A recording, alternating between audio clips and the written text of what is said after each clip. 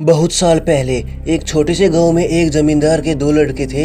दोनों देखने में बेहद खूबसूरत थे। एक का नाम मुन्ना तो दूसरे का नाम चुन्ना था। दोनों में मुन्ना का दिमाग तेज था, जबकि चुन्ना का दिमाग थोड़ा धीमे चलता था। लेकिन जो भी वो काम करता था वो एकदम सही करता। मुन्ना हमेशा जल्दबाजी में काम करता था जो खराब हो जाता था।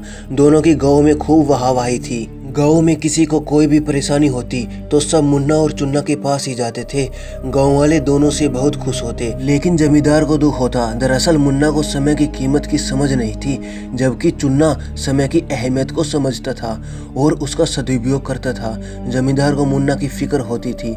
वो हमेशा उसे समझाता था, लेकिन मुन्ना उनकी बात नहीं मानता था। अब जमींदार बूढ़ा हो चुका था। उसने अपने दोनों बेटों को बराबरी के साथ हिस्सा बांट कर दिया।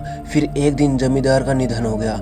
अब मुन्ना और चुन्ना दोनों के पास बराबर बराबर दौलत आ गई थी। मुन्ना को समय की कीमत की कदर नहीं थी। वो आराम से बैठकर खाता गया और अपने सारे कामों को टालता रहा। मुन्ना ये सोचता अभी आराम कर लेते हैं, बाद में ये काम कर लेंगे, और धीरे धीरे समय बीतता गया। वहीं चुन्नू समय की कीमत समझता था। उसने समय रहते अपनी सारी दौलत को बढ़ाने की सोची और दिन रात मेहनत करता। चुन्ना कभी भी फालतू समय बर्बाद नहीं करता था। कई साल बीत गए।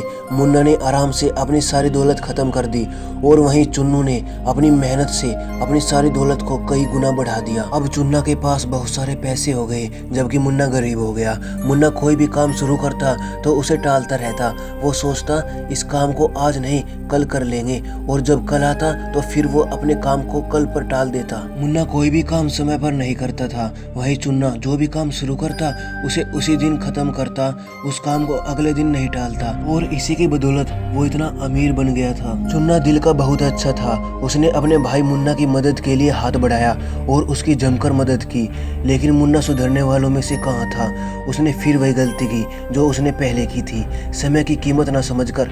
लेकिन आखिरी में उसे समझ आया जब उसके पास कुछ नहीं बचा। दोस्तों, हमें हमेशा समय की कीमत समझनी चाहिए। किसी भी काम को कल पर नहीं टालना चाहिए और अपनी गलतियों से सीखना चाहिए।